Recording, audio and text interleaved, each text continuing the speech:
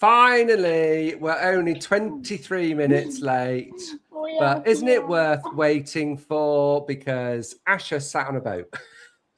We're going to be sat here probably for the next hour, and we're probably going to see Asha go into progressive darkness. Eventually, I will move inside. How you doing, Ash? Tell everybody where you are. How are you? I'm good. I'm currently in Dover, in England, sat on a boat. And whose boat is this? On my dad's boat. It's on your dad's boat. You're having some quality time with your dad before we go off to Sweden. Yes, I am. Excellent. Good job. So should we see who's joining us and who has waited so very patiently yet again? Absolutely. Okay. It's a me problem, apparently. Well, it's all right. I've told everybody a little bit. I've told everybody there's been a little bit of a technical problem, and they're all taking the mic. So you'll see that in a minute. Yeah. I'm getting Wi-Fi to work on a boat is another level. So be glad that you can see me. Yes, we're very glad. We're very glad. Hi, Maggie, and hello to Phoenix Warriors from around the world. Hello. Hi, Sunshine from Nashville, Tennessee. Oh, my goodness. Did you like that I posted all the time zones? Well, the majority of the time zones in the post. Was that helpful? I think that's a nice little touch because we go everywhere all over the world, don't we? Hi, Stella. Good morning. How you doing? I've been seeing some posts. You helping more donkeys? Oh my goodness! You joined us at 2:30. Oh my goodness! So you've probably been waiting an hour if you are still awake. Goodness me! Sorry, Stella. Hopefully it'll be worth waiting for. Yeah. Here's Dawn. Hello, friends. Jacqueline. Hi, everyone. Martha and I will catch up on the recording. Granny's birthday today. Happy birthday, Granny. Sending love to you all. Granny. Right back at you. I have a granny as well. I don't have any grannies left. I have to borrow yours. Yeah. I went and saw her. We had a curry with Granny and Nicola and Peter on Saturday. It was very nice to see that. Very nice. Oh, Stella's saying happy birthday to Granny too. Rona saying hi, Garry and Asha. Hello. Pia, evening all. Evening. Marianne, hi everyone. Marianne's in the UK. Yeah. Hi, Kay. Love hearts to you too. Oh, Georgie. Hiya, Georgie. Hey, everyone. Love the new branding. So smart. Yes, we've got a little bit of a new look going on. So, yes. Makes it a little bit fresh, doesn't it? Yeah.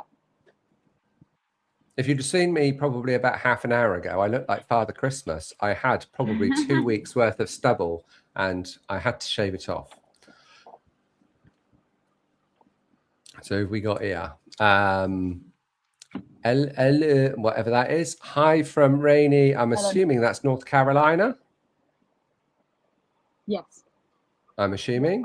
I'm assuming the same thing as you. I'm not great on all the states and their abbreviations. It's a guess. I know that SC is South Carolina, so I'm guessing that NC is North Carolina. Okay. You would think that when we travel around these places, we would pick them up, but we don't always, do we? Oh, hi, Susan. Hi from Germany. We're coming back to Germany, Susan. Yeah. Can't remember when it is, but it's this year.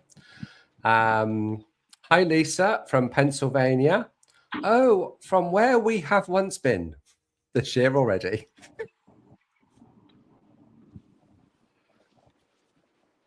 Janine, hi everyone. Finally caught alive. Finally hi, here. Janine. It's gonna be brilliant. Hey? You are brilliant. She's finally here. Yes. I think your video's gone a little bit funny, Ash. So I think there's a bit of a delay. Probably. We'll make the best of it. Ali Halfpenny, hello all. Oh, and I had to say to Janine as well, apologies for the late start. You've been waiting and you finally catch a live and then we start half an hour late. I am sorry. Yeah, I'm very sorry. No worries. Technical hiccups. It happens, and it usually happens to Asha. Angie Medler says, hi, I do love the new branding too. It's very nice. Celia, hi everyone. Splodgy Pops, hello everyone. Oh, Splodgy Pops, it's Solo. Hello, darling. Lovely to see you at Longmarsh. Misha, hi from Germany. Hello. We've got several from Germany. Howdy. Michelle Mallory, howdy. Hiya. Good to see you here. There's Jeanette. Hi, everyone. Bit late to the party. No, you're not. We were the ones that were late to the party. Got really late then. Yes. Take the mick as much as you like. Susan Hughes. Hi, Susan from Wales. Connie Toir. Hello, Connie. Hello. Fiona Francis. Fancy new cover picture. Looking good, Asha and Garry. Yes, I thought we had to do something a bit fancy. Yes. Look at all the new thumbnails and the shorts. Is talking about. Yeah, if you don't know what anyone's talking about the branding and the new cover photo, it's the new cover photo for the Hooving Marvelous profile. Yes, and I used, you may not have seen it, Ash, because you've been out holidaying with your dad. Yeah. I created a new one specifically. Well, we created a new one specifically for this live. So there's another picture out there of you and me. You may not have seen it.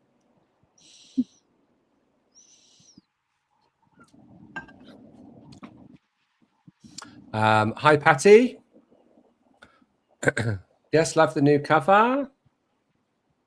Don't forget, like, follow, and share. Hit the notification bell and all of that other stuff that they keep saying on YouTube that I forget. Thanks, Jeanette. You don't know about. Patricia, Patty, is it now? Well, it was supposed to be, but it is now. It is now. Yeah, as soon as the hosts decide to join us. Well, we were both ready. It's just that the technology let us down slightly. I was coming in and out about 4 different times, and Garry was like, "Oh, is it this one?" And then I leave again.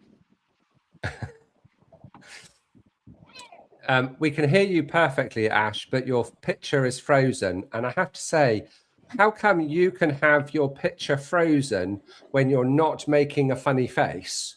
Because you look absolutely gorgeous. And whenever it freezes on me, I'm pulling some stupid face and everybody giggles.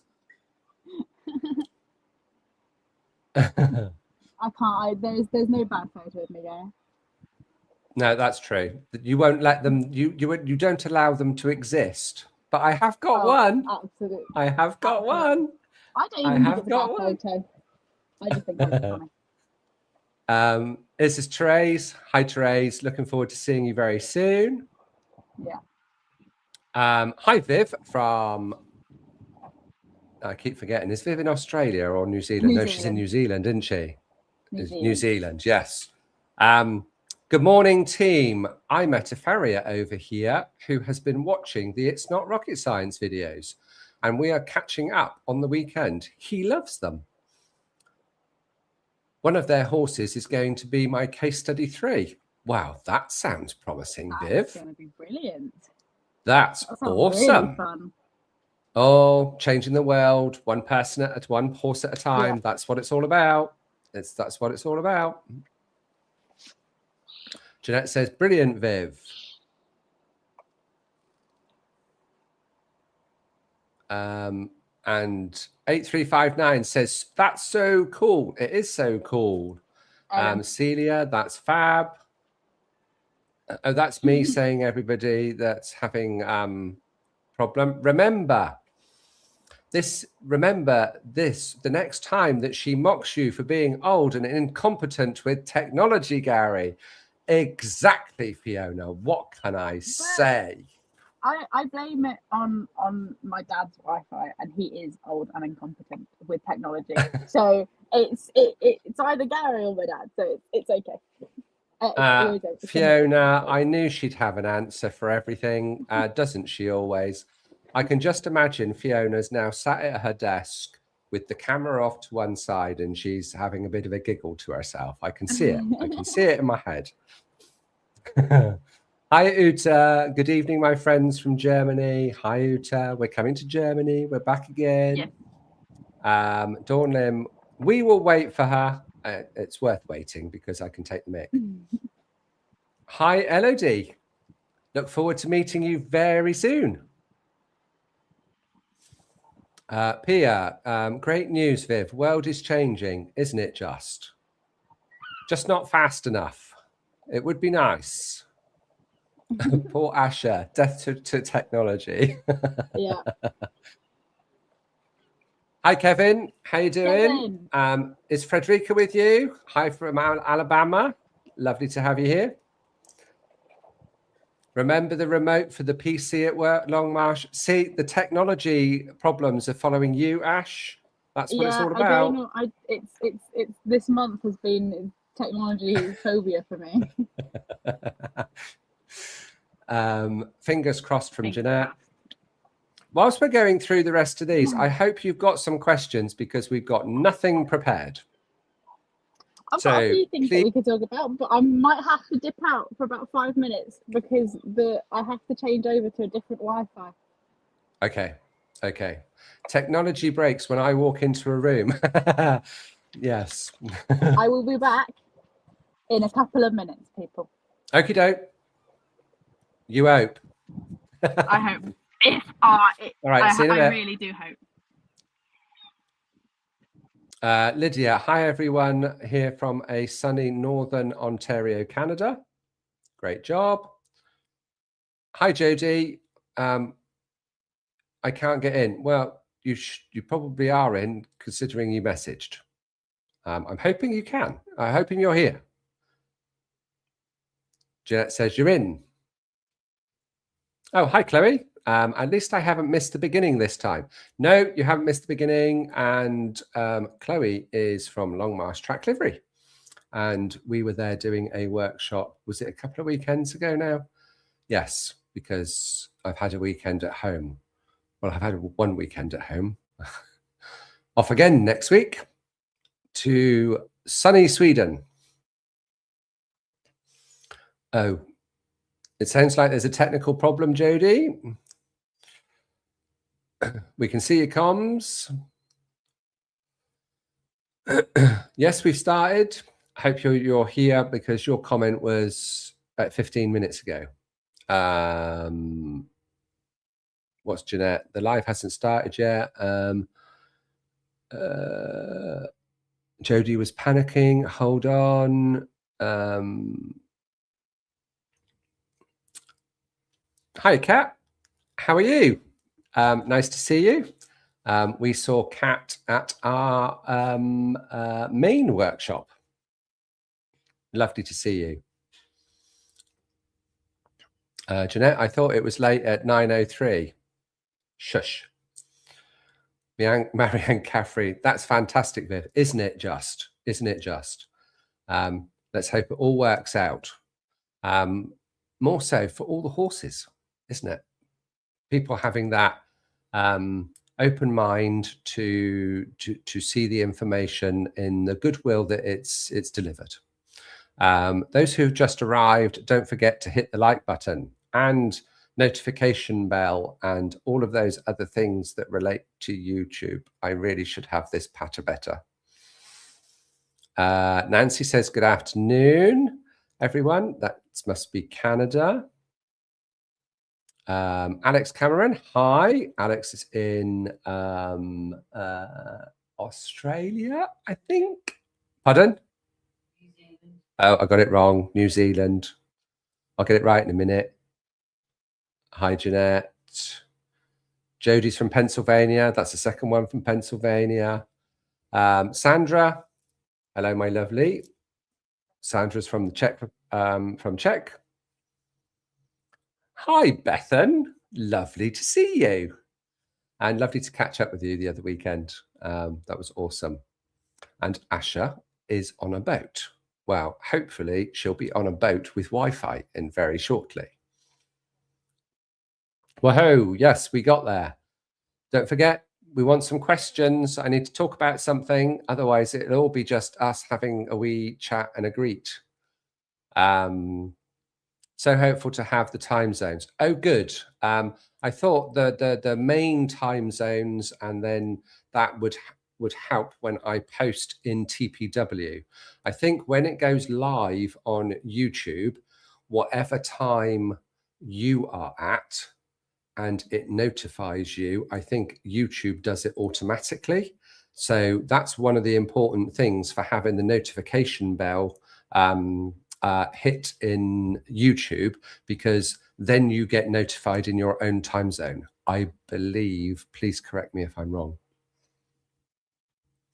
But I also advertise it on our private page, the Phoenix Way. So a lot of people that are already here are on the Phoenix page. Laura says, hi from Olympia, Washington. Hi. It's definitely an international group today, isn't it? Caroline is in Portugal. Hi, Caroline, my lovely. Hello, it's lovely to see you too. Hi, everyone. Sending love from Connecticut. Oh, my goodness. Everywhere. Time zones were super. Great. Alison Franks. Hi, great to see you both. Envious of Asha's location. Bit late, but hope I've not missed much. No, we're still doing meeting and greeting because there's so many people here. In actual fact, we've got 64 people here at the minute. Yes, Ellen from North Carolina. Excellent. Lovely to have you here, Ellen. Time zones were so helpful. That's great. I will continue to do that then for when we go live. And I'm going to try and give at least 12 to 24 hours notice. I'm going to try and do that within our TPW group. Did my service drop out? Don't know. Testing. Thorax Gargo, howdy. Hello from Colorado. That's Mandy. Karen Davis, hello from Wales. Rachel's got an aunt called Karen Davis, and every time I see your name up, I can picture Karen. But she hasn't got any horses. Hi, Frederica. I thought you'd be there somewhere. Angela Garberg. Hello, my lovely. Lovely to see you here. It's Sarah Lou. Hi, everyone. Setting, trying to remove rock hard cob bars here. We need rain. Oh, I feel your pain. However, I'm sure the island of Tyre is not as warm as it is in France right now. It's desert-like here at the minute. Oh, excuse me. Blissful Acres. Hi, new to your work, very informal. I'm so excited to use this with my horses being barefoot since I had them. That's from Oregon, USA. Well, I think we may have an Asha giving me a thumbs up to say she can hear me. She's waving. Okay, so let me add her. Oh, that's better. I am back. You're back. Excellent. I am back. And I hope it stays this way. Yes, the picture looks much clearer. Okay. It really does. So we got a new person that's new to our work, Ash. The lady's called Linda. Yes. And she's new to our work, but from Oregon, USA. So the only thing that I can say, Linda, is if you're not in the Phoenix Way Path to Hoof Health Facebook page, get in there, because there's a community in there waiting to welcome you. And on the back of that, look at Lindsay's YouTube channel, of which we are broadcasting, and there are loads of educational content in there. Please take a look. We have lots of things for you to look at. Yes. Bethan, can we talk about people saying that the bony column is broken back when we align to the capsule? Yes. I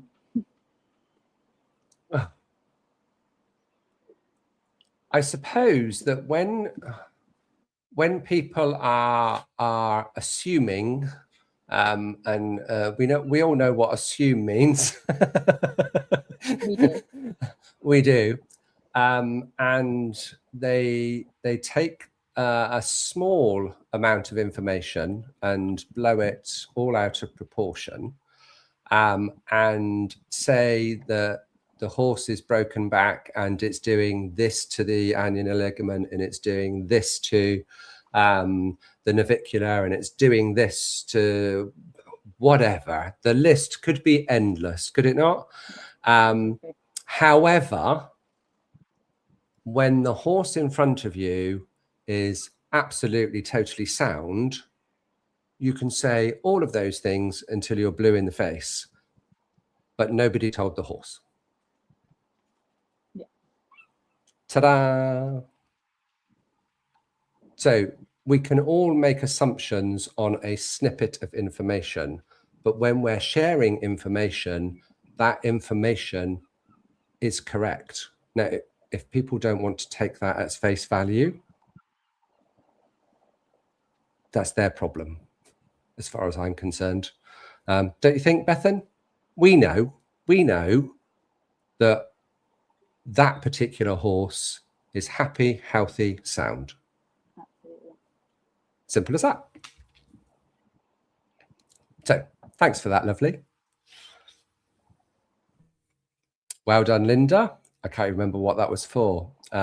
Linda, question, please show us where to trim heels. I want to get it right. Oh, now that's a biggie. The first thing that I would say, and first of all, Linda, have you done any of the challenges? How much of the information that we have out in the internet world have you studied? Because if it's only been 1 or 2 videos, then I would say proceed with caution, because that may not be enough knowledge. Let's not go jumping the gun. That being said, the hard sole plane is going to be your best friend to start with. And then what I would suggest is when you get into the Phoenix page, I would go to the featured section at the top. It will guide you through how to do a full set of photographs and publish those photographs in our private page. And then people within that group that have got perhaps a little bit more knowledge and experience with regards to the maintaining anatomical balance within the hoof capsule, they will be more than happy to help you along the way. We've got some amazing admins in there as well. Oh, yes. And some of the admins are HMB pros as well. And yeah, the community within that group is second to none. Or even just have a look at the other posts that are in there as well. Yes. You can learn so much from people, TPW. People finding us constantly putting new posts in there, and it will give you a little bit of insight into what you might be seeing of your own horse, because you might see some photos that look very similar, or you might see an answer on a post that go, I see that in the feet that I'm looking at. So just have a look. Yes. Get into TPW if you're not in there already, and every day is a learning day, because we can all share and learn from each other. Absolutely. Absolutely. So Kat, doing good. Great to hear that, Kat. Awesome to see you both. Right back at you. Had an amazing trim with Ruby, the big Belgian mule. Oh, we love Ruby. The biggest head that I've ever seen in my life. The biggest head I've ever seen in my life. In a minute, if you get on a roll in a minute, Ash, I might go and look for Ruby's photo. Yeah. She said it's massive progress, and she stood there for the whole trim. First time, it was easy in 4 years. That's excellent. Amazing. So that is really that amazing? Is that because you're more proficient after the workshop, or is it because she's feeling a little bit more comfortable? I have to say, when I met her, she didn't look uncomfortable, I have to say. So I think it's perhaps because of the workshop. So let us know. Yeah, you're a little bit quicker with the tools. Yeah.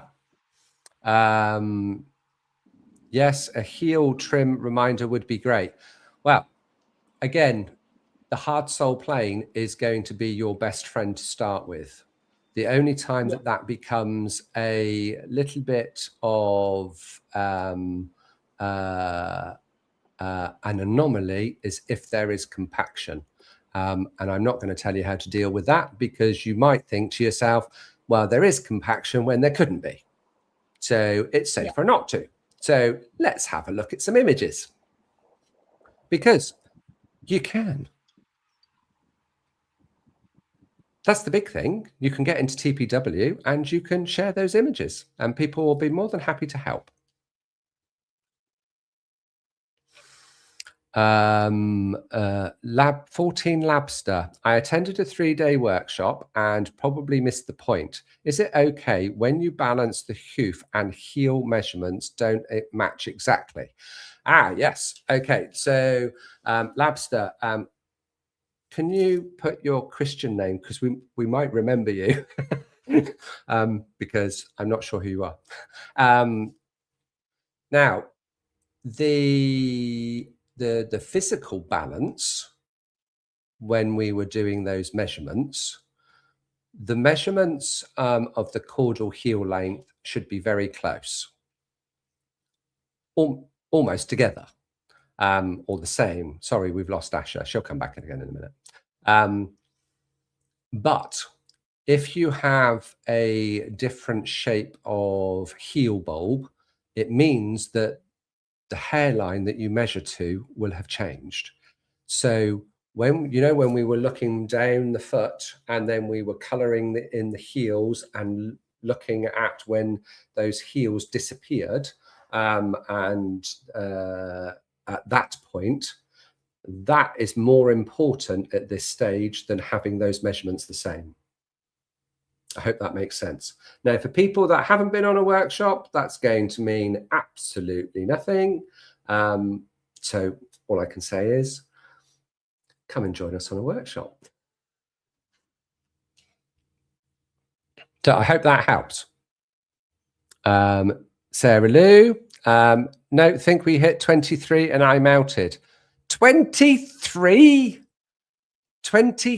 degrees. That is ridiculous. We don't even get down to 23 at night time. That's just ridiculous, Sarah Lou. Hello, you're back again. You're even clearer now. Well, that is because I have now, I sent my sister to get me my travel light. And so I'm lit as well. Oh my goodness. Excellent. Good choice. Bethan, great suggestion. Sunshine, is there an average toe height length on a fully rehabbed 14-hand pony? Last x-ray were great, no osteo. Is there an average toe height or length? No, there isn't. But I have to say, there is a range of normal. There is a range of normal, but depending on the size of the pony and what breed they are, it will depend on what length that would be. 14-hand pony in a different breed could have a very different foot to another Yes. 14-hand pony. I suppose you could say that you can have a 16-hand racehorse, and those measurements on the hoof is not going to be the same as a 16-hand cob cross. They're not going to be the same. So it's not about the size of the pony. It's about everything. But the measurements, the length, the angles that are anatomically correct, they only change with scale. Yeah, the angles absolutely. don't change that much. That's why anatomical balance is so important. And I have to say, on the whole, quite rare. Mm-hmm. The abnormalities are rare. Yeah, very rare. Anyway, so I hope that it's not a very satisfactory answer to your question, but it's almost like it's an impossible answer. Yeah. Okay. Same struggle here in France. Sarah. Yes, it's hot in France. Not as hot as it has been, I have to say. When we were away, my poor wife had to cope with 48 degrees in the shade. Yeah, absolutely. We were in Canada and it was 18 degrees and raining, and at home with Rachel, Gary's wife, and my mum and sister, it was 48 degrees in the shade. In the shade. Celsius. Yes, it's not that at the minute. We're during the day. So all we're of the hitting Americans between. watching, you've got to work that out. Yes, sorry, but 48 degrees in the shade Celsius. is something about. It's close to about 120, I think, something like that. Yeah, I think. Who knows? I'm trying to be. The word is not ambidextrous, but I'm trying to learn both measurements. That's what I'm trying to do. We can see you now. Yes. Thorax gargle. Hi from Oregon. Oh, that's several people from Oregon. I had to evacuate my herd last night. Oh no. That sounds horrific. Was that because of a fire? Was that fire or a storm or what? Do tell. Linda, you must be close. I'm in Bend. Oh, we got a bit of a thing going on. Bethan says, great answer, Gary. Well, everybody can make assumptions, can't they? Everybody can make assumptions out of a little bit of information. And then when people take that little bit of information and they blow it all out of proportion and not take the information that it was given on face value, well, that's not a problem with us, is it? It's a problem with them. Simple. I'm past it. Celia, I've never heard of broken back. It's when the bony column alignment is actually further back than it is further forward. And yeah. I have to say, even on one image on an X-ray, the horse can move. It is a split-second snapshot in time, so you can make a huge amount of assumptions from one or two images. And a lot of the X-rays that we show a lot that are to do with the rehabs, we show the beginning where the P3 is in a positive position, so the bony column in that scenario looks very straight up and down, and then we show one that is then realigned, and then the bony column is now in a more natural position, and it looks a lot different to how it was before, and people see that and go, well, that's a bad thing, but it's not, because actually the bony column is in more of a natural position, but that natural position it comes down after the fetlock in a different angle compared to what it was before, which is unnatural because P3 was in a positive position because of the. And I suppose what you could say as well is when particularly somebody said that it's broken back, it's going to affect the navicular and it's going to affect the annular ligament and all of those other things.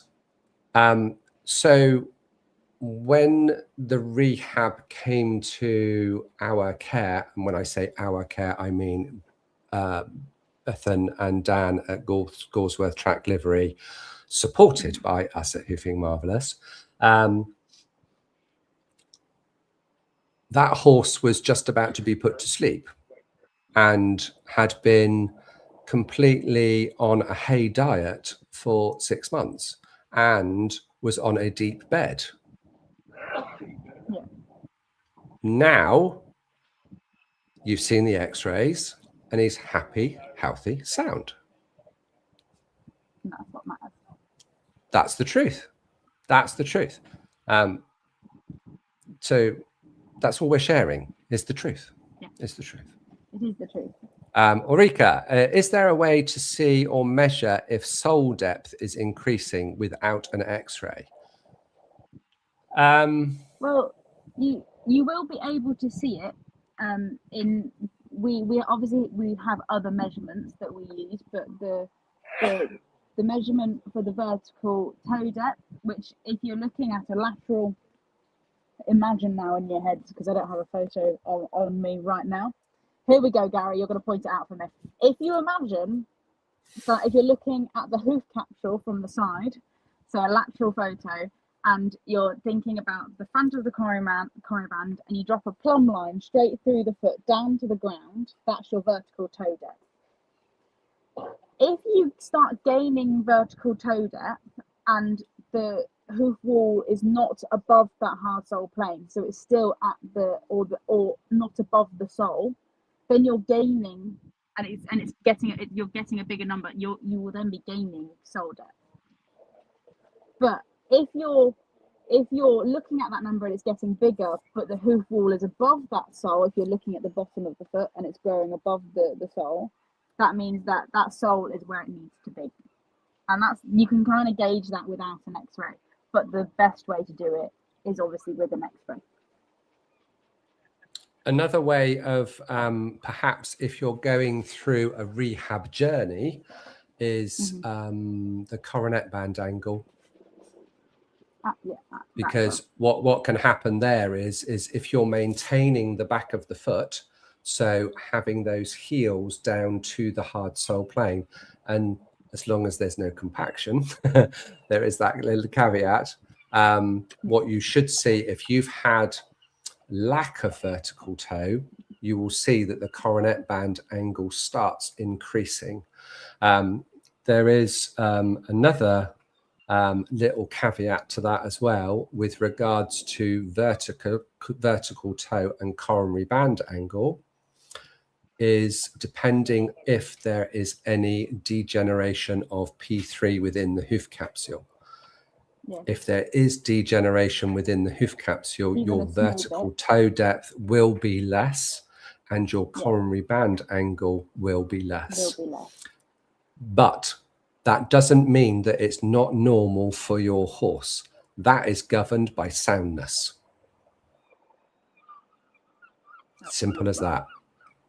Because you can have a small amount of degeneration or osteonecrosis and the horse can cope quite well, but it's knowing that. So really good question, Ulrika, really good question.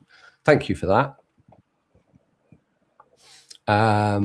Blissful Acres, thank you, you're welcome.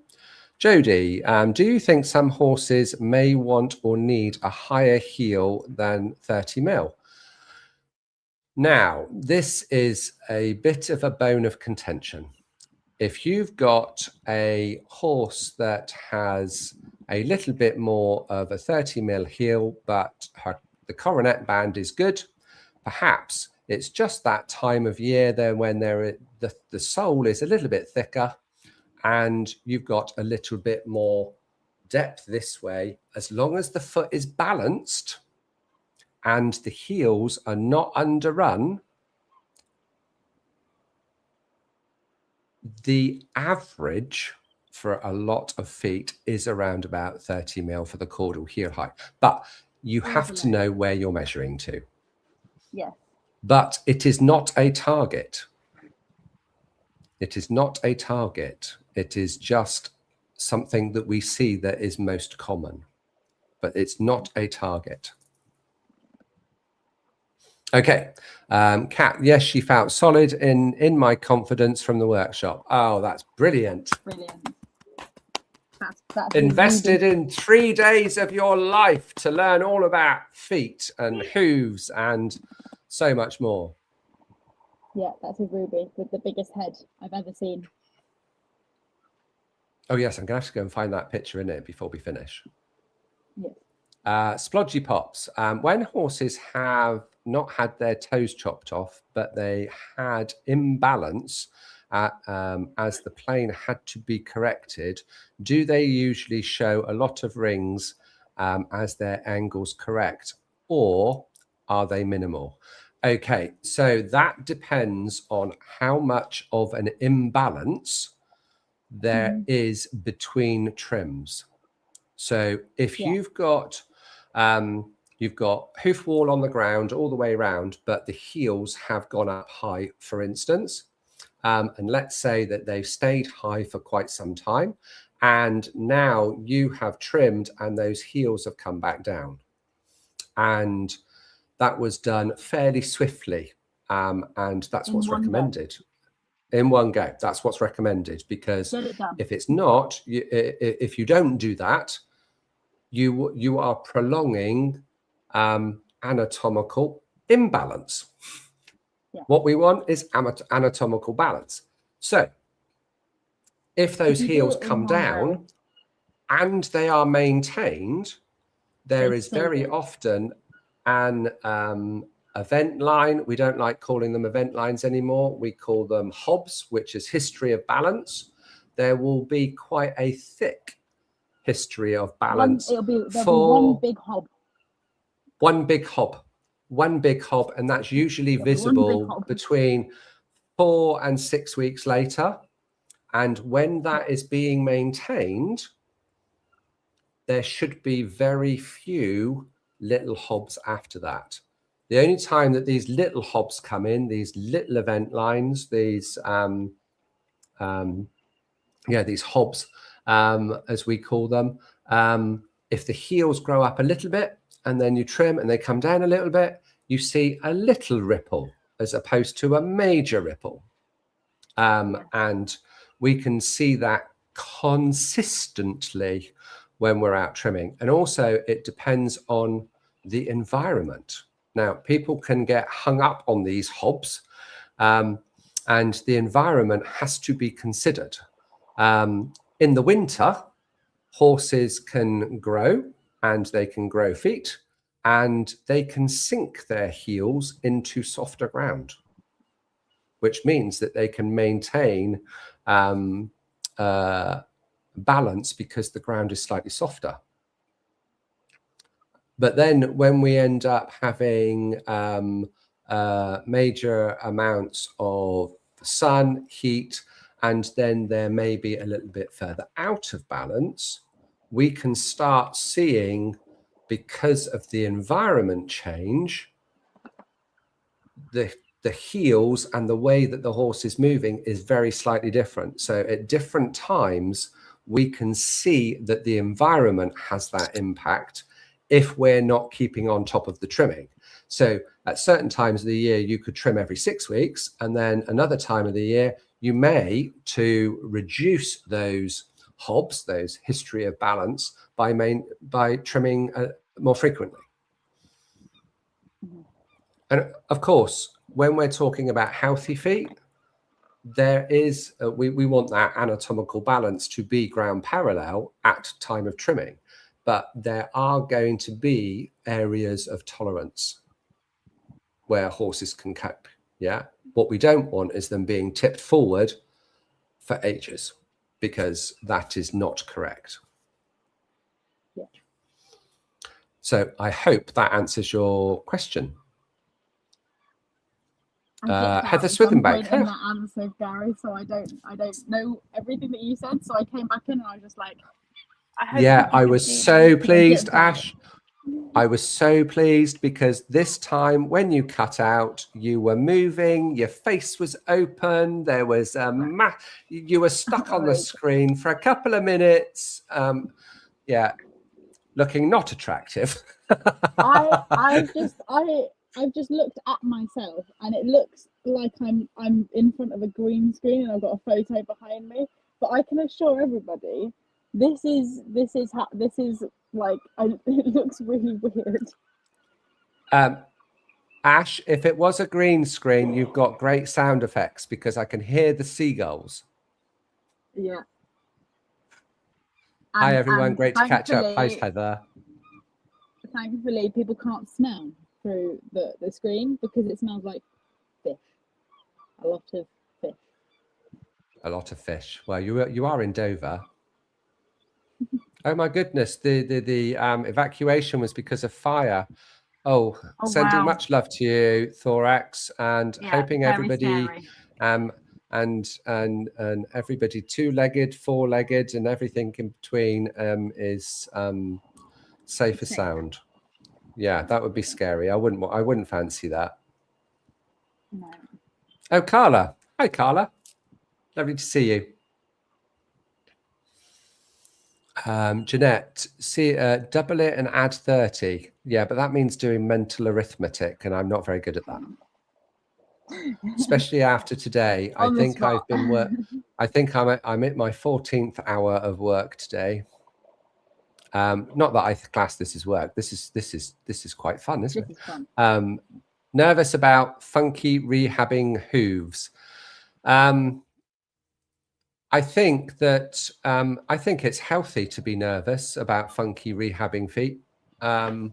Yeah, it's a normal thing to feel. It is because, and I suppose the reality of the situation is when people don't understand how that distortion can and need to grow out. I think it's more stressful, isn't it, when you've got an owner that has understood and studied the process and decided to go ahead with that process. They see those funky rehabbing feet, and it's almost that it's celebrated because you know that there's a new hoof capsule growing in behind, and you are maintaining that anatomical balance. So for those that know, it's something that is celebrated, and it is in the wider world, shall we say, it's a real struggle for them to see.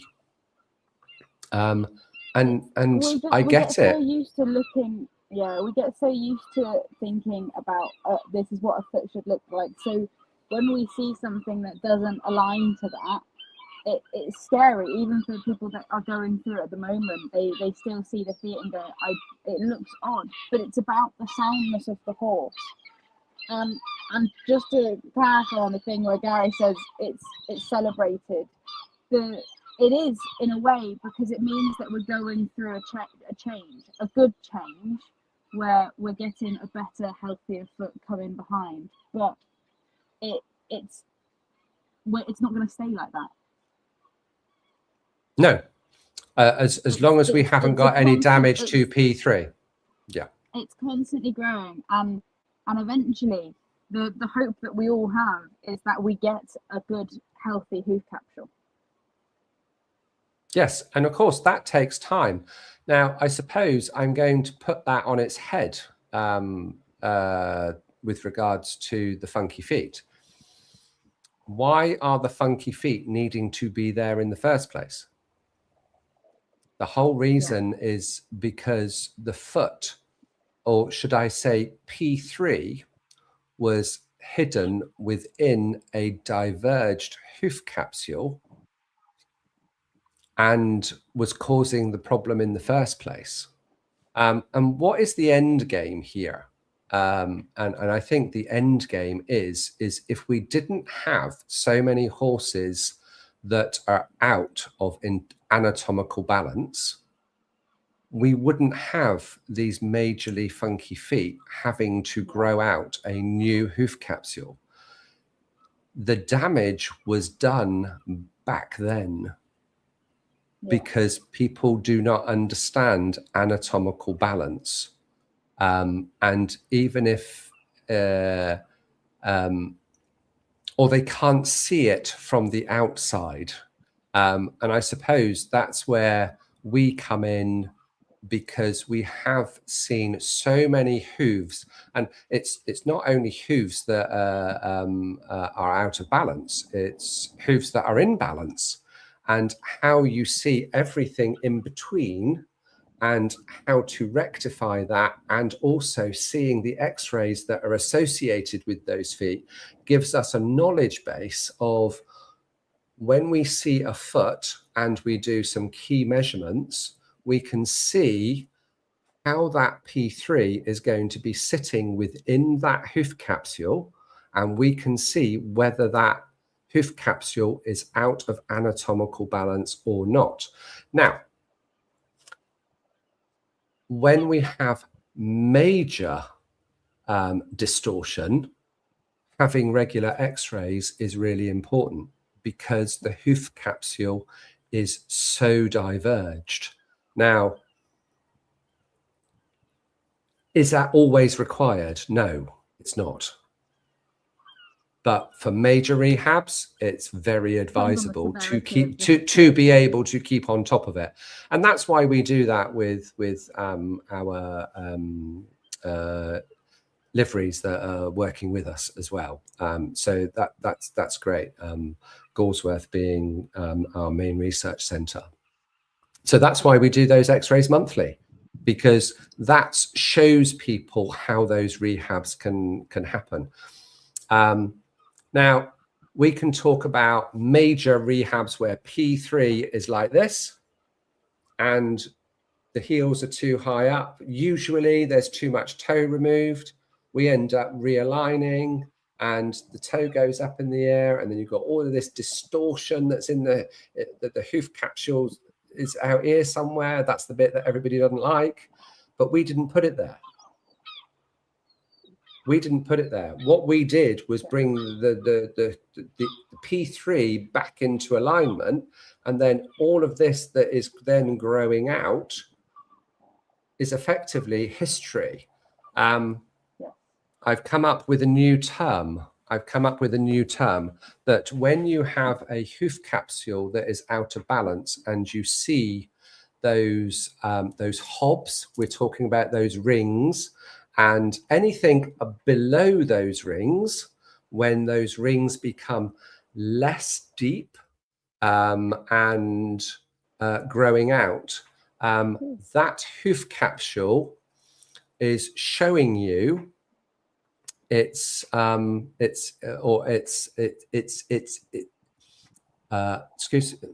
late. Can't find my words. It is a diary within keratin. So think of it that every time that you look at your hoof, every centimeter growing down is a diary within keratin. So if you've got changes as it's growing down, you've got imbalances growing down, or something has changed. It may be something slight, it may be something major, but it is a diary within keratin. Just because that diary within keratin is perhaps a little out of the ordinary from appearance, doesn't mean that it just can be chopped off. Soundness and surface area for the bony column and the rest of the horse is of paramount importance. Paramount. So I hope that helps. Yeah. Thanks, Thorax. How come a farrier can take away so much material of a hoof that leaves the horse crippled, and that's okay, by so many people? Has anyone ever reported a farrier for doing that? Interesting question. Unfortunately, you know, it is seen as the thing to do, because that's what they're trained to do. That's what's been happening for years. That it's a battle that we are having to face in the world, where the done thing for a horse, for any horse at this point, even a horse that isn't sore, is to take away that toe pillar and take away hoof wall.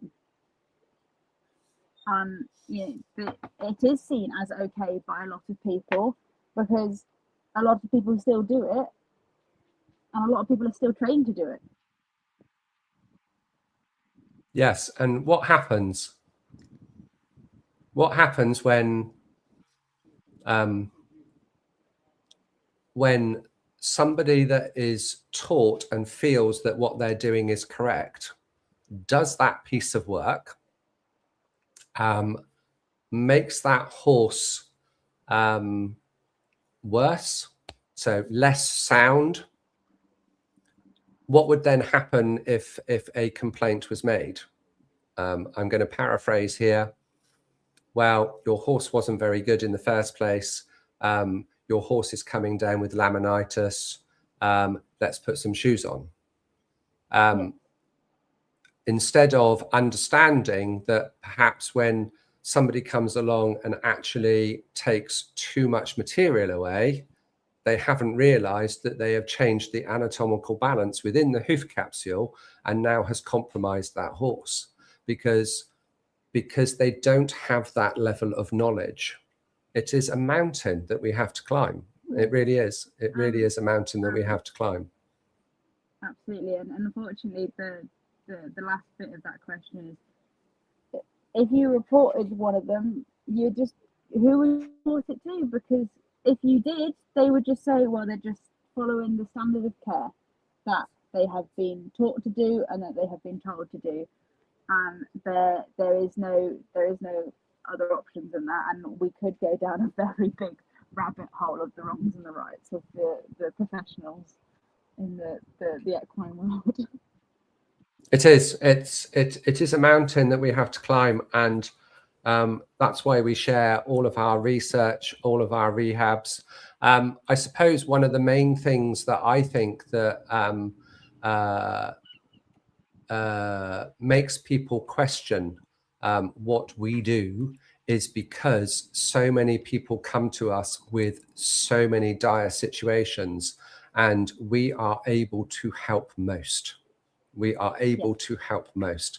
But there are occasions when we have to say, I'm sorry, the damage is too far gone. And that is actually really hard. That is not something that we like to do at all. Take it lightly. What we do, what are we working towards? And I said this earlier on in the live. What we are working on is to have as many people as possible, horse owners, truly know and understand anatomical balance within that hoof capsule. For that to happen, owners need to take responsibility and take that on board, because then the professionals will come on board. We've always said it's got to be from the ground up, because the traditional world is so indoctrinated into one tradition. And I'm not saying tradition is a bad thing. I'm just saying that it's a bad thing when it's not correct. We're not changing for change's sake. In the last 25 years, the amount of horses that are being put to sleep because of P3 rotation is increased exponentially. Something's gone wrong, and maintaining that anatomical balance is what's done that. I'm not even going to bring up the L word, because the L word is causing so much confusion. So much confusion. What we're talking about here, oh my goodness, you're very clear again. The anatomical balance of the hoof and P3 within that hoof capsule, if everybody can get on board with that simple concept, we would be able to rid, I would say, at least 95% of horses being put to sleep because of P3 supposedly doing that. Yes, absolutely. Because it doesn't happen. I agree. It doesn't happen. If we could get people, and I know that's a brave statement, I really do know that that's a brave statement. If we could get people to understand how to assess anatomical balance within a Hoof capsule, so from the outside looking in,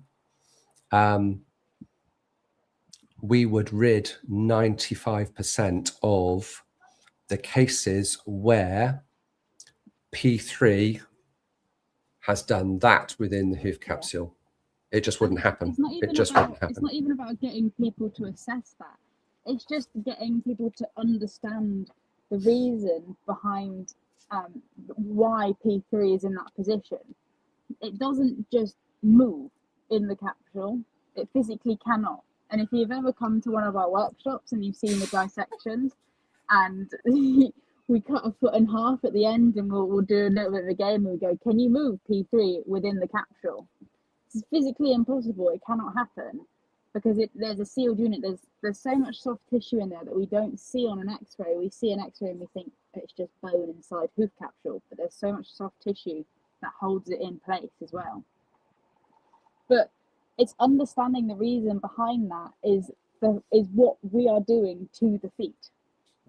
And if we can get people to understand that reason and understand that the reason P3 is positive or even negative, the reason P3 is in any other position other than a neutral balanced position is because of what we are doing to the Hoof capsules.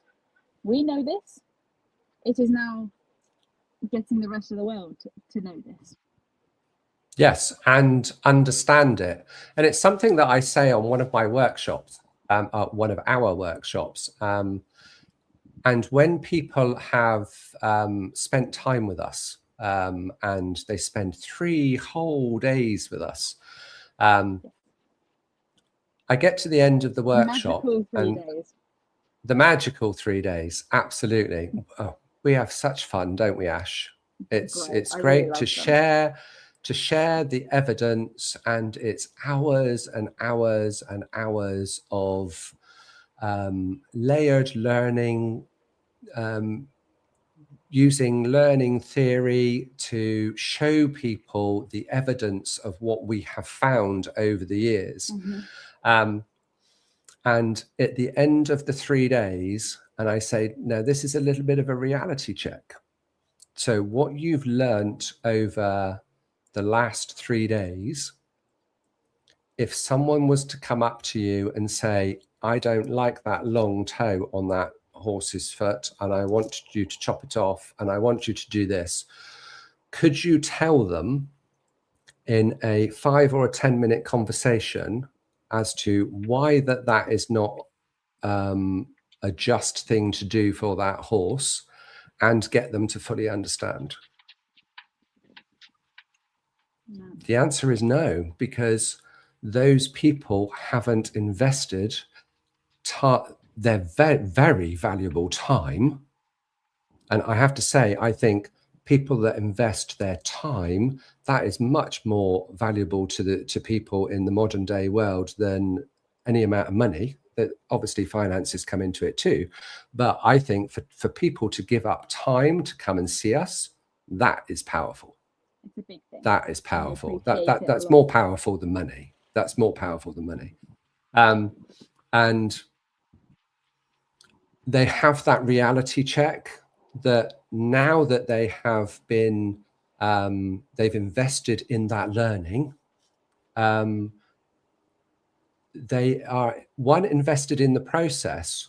And don't think that they're indoctrinated or brainwashed or anything like that, because what we always say, you don't have to trust us, you just have to trust your horse in the process. Absolutely. You may need a little bit of support along the way, but trusting your horse and trusting the process. And then if things go well, people tend to stay along. Simple as that, really. It's simple as that, really. And I have to say, I do hope in the fullness of time, professionals want to come along too. And I have to say, it's changing. This year, when we flew over to Pennsylvania, we had 4 body workers with us. That was great. When we were in Maine, we had a farrier with us, and some body workers and a small animal vet that owns horses. So that was really great. Had some great conversations with her. So things are changing, but people need to invest in that knowledge and maybe not be so. I'm going to go to the other side of the coin now, because people want to invest in knowledge. The other side of the coin is relying on outdated science that didn't look at the Hoof capsule, because you can say stuff until you're blue in the face, and it is confronting. It is confronting. And for people that have had horses put to sleep because of this, it's confronting when some it's confronting when some smart silly ass like me and now very young, very beautiful Asha comes along and shows that there is a different way. It is very confronting. It is very confronting. Yeah, we've all had those confronting thoughts and ideas, but just because it's confronting doesn't make it untrue. It doesn't make it untrue. So all I can say is have a look, join TPW, have a look at our dates for the workshops coming up. We've got new challenges coming up too as well. We've had new recordings done. The new presentations are part of that. Lots of new things are Lots of new things coming up, because if nothing else, Hoofing Marvelous is progressive. And I'm going to say it right here and right now. There are things that we may have said in the past that we do not believe any longer. But you know what? That's part of progress. That's part of progress, because we didn't have any evidence to the contrary back then. Now, that I think is exciting, because it means that we're not stagnant.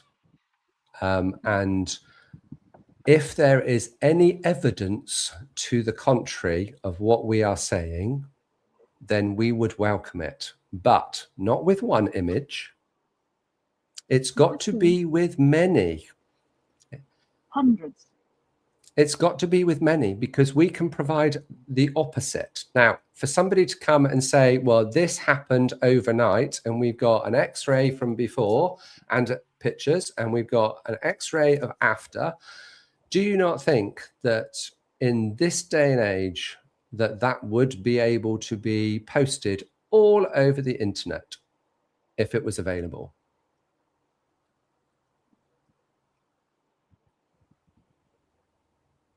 I think the silence speaks for itself. My silence, I think, is because I dropped out. No, I don't think you did.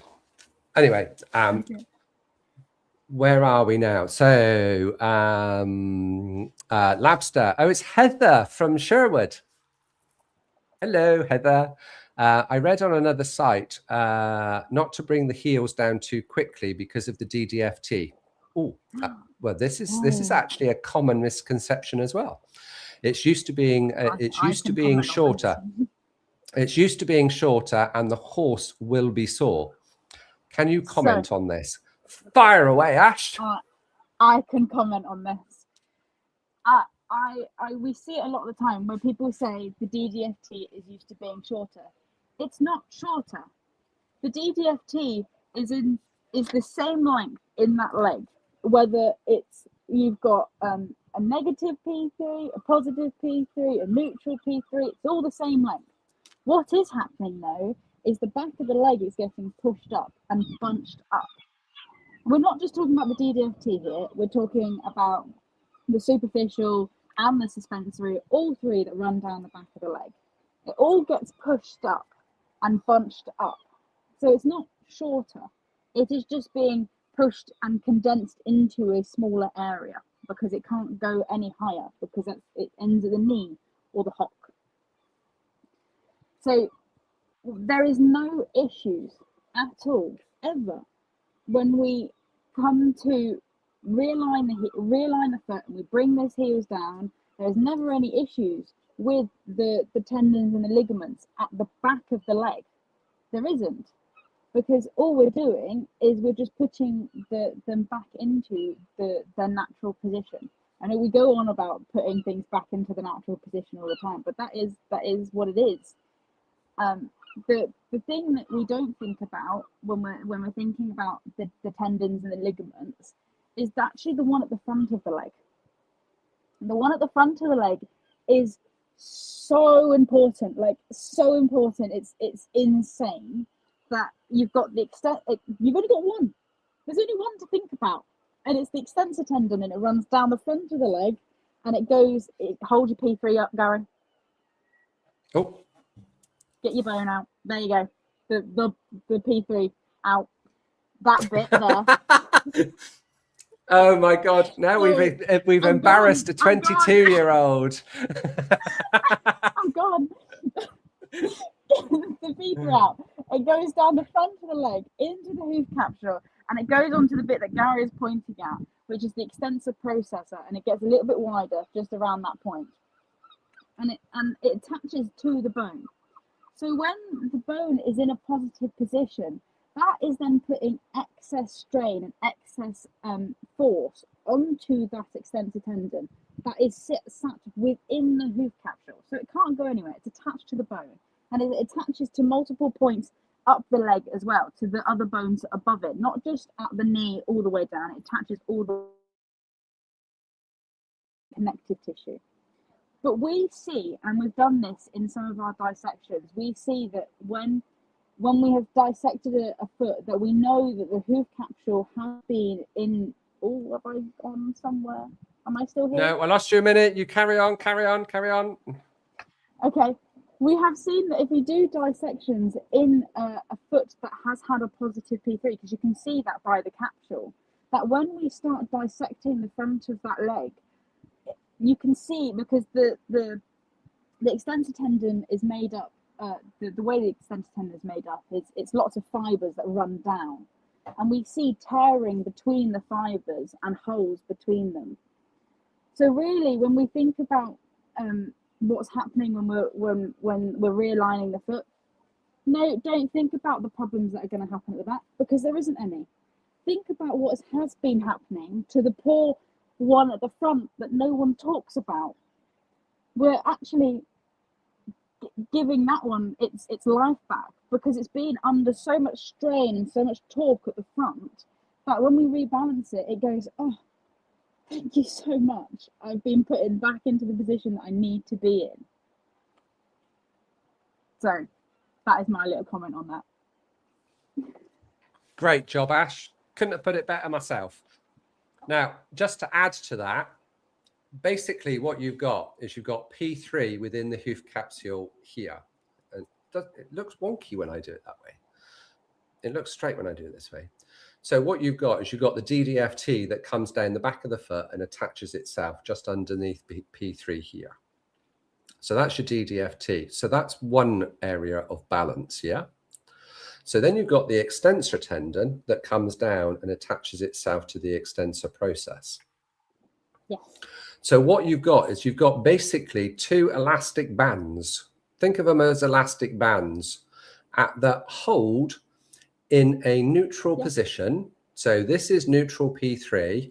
And for everything to work as it should, this is exactly the position it should be in. Okay. Absolutely. So when the horse walks, what ends up happening is it ends up, the hoof lifts up, it goes into that form of motion, And then as the foot comes down to land, it looks as though it's doing this. And the extensor tendon does this, and then it allows it to land flat on a flat surface. So it's almost like it goes in like this, and it goes doop, and it almost like it's like a little hover. And you can see that particularly on slow motion video. So what happens when P3 is like that? What's happening to the DDFT that has got less strain on it with regards to elasticity? Yeah. The extensor tendon has got way more, and there's too much substance at the back of the foot.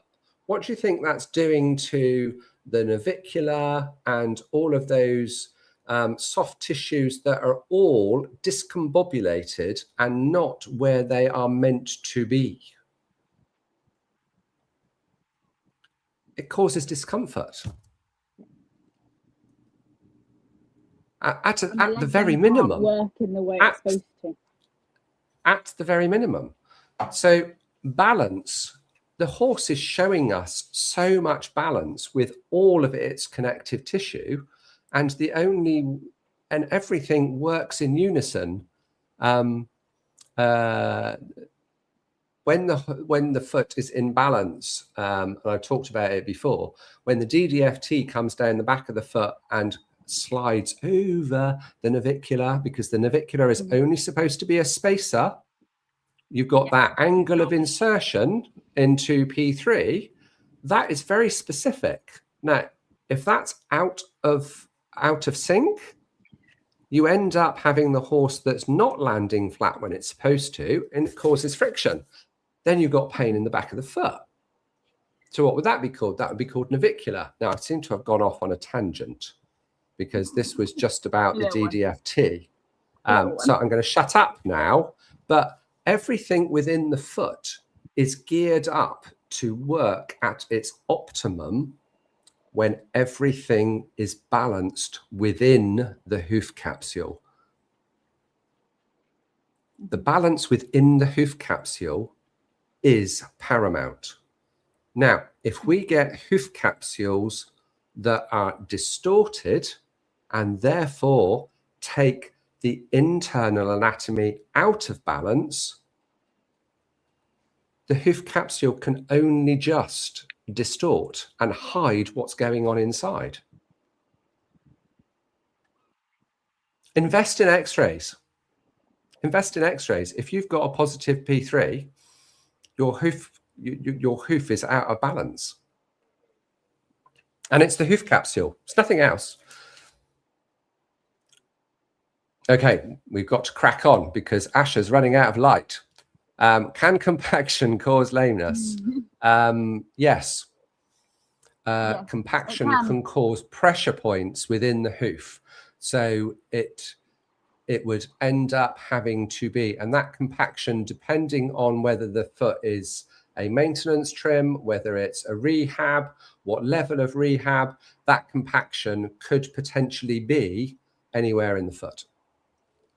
Yeah, and one of the main causes for having compaction or compaction not like disappearing as quick as we hope it to be, is because we've still got too much bar there, and that causes pressure points into the bottom of the foot.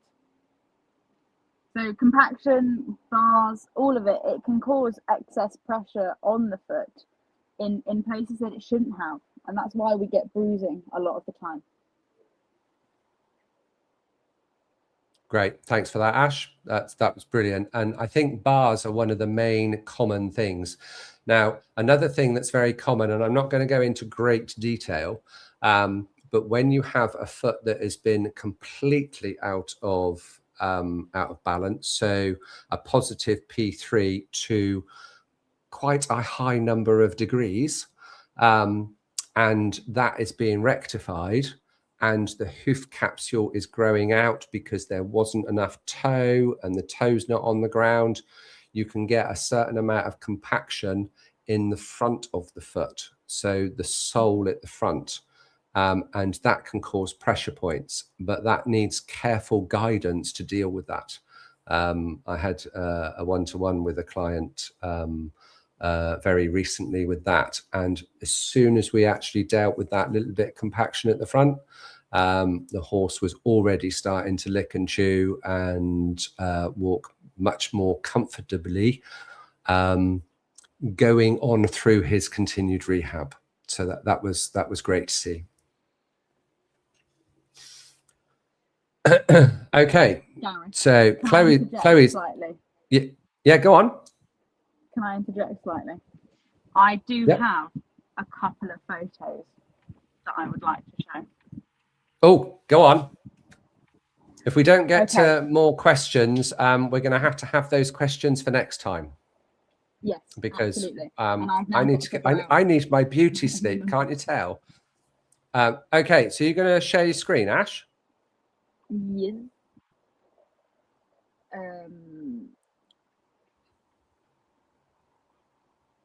Here we go. Right. This. Here we go. Can everyone see this? Oh, it's a bit blurry. A little bit blurry. It's a bit blurry. Might be my Wi-Fi. Oh, that's better. That's better. I can see. That looks to be a human foot. Okay, so at the beginning of this week, and this will be coming out as a post at some point, potentially this evening, and you will get a quick peek at this before everyone else sees it. But I, at the beginning of this week, went to the Natural History Museum in London, one of my favourite places to go. And the reason we went is because I wanted to go and see the David Attenborough experience. And I love David Attenborough. If you don't know who David Attenborough is, he's 100 now. He's over 100. I can't remember how old he is, but he's just had his 100th birthday. Yeah, he works with animals all over the world, and he's a big conservationist. He likes to do a lot to do with the planet, and he has loads of different TV shows and films about saving the planet and lots of different things. So I went there to see him, and we came out of that experience, and it was amazing. And Georgia, my sister, was saying, let's go and look in the mammal exhibition. It'll be great. The first thing I see when I walk into the mammal exhibition is this. And I thought, wow, what a timing for this. So it's a horse skeleton stood behind a human skeleton. Can you still see this, Garry? Yeah. That's a really good picture. Here we go. This is another photo of him. The two of them. The horse skeleton and the human skeleton. And I was stood there because I was with my dad as well. And I did a mini presentation, stood in front of this skeleton while loads of people are around me talking about the differences in horse anatomy compared to human anatomy. And one of the major differences are the feet. And I thought this was a really good image, because look at the difference between a human foot compared to a horse's foot. And there are so many differences. The fact that we have a heel bone is a massive difference on a human foot compared to a horse's foot. A horse just has one bone that it lands on, just one at the very end. And they land flat. And the reason I wanted to look at this, and there's another photo here, the reason I wanted to look at this is to show that when a horse lands, and they show this in any horse skeleton that you see in any museum or anywhere, when they build them with P3 flat on the ground. So every time people say to you, oh, that's not how they would be. They would be positive. It's untrue, because the skeleton wouldn't do that. It physically wouldn't show you that in real life. It would be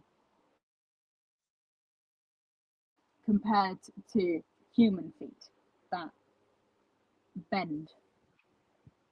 And I thought these photos are really good, and they're going to come out as a post at some point. That's a great image, Ash. And it's really interesting, isn't it, that you look at that foot that is on that horse that is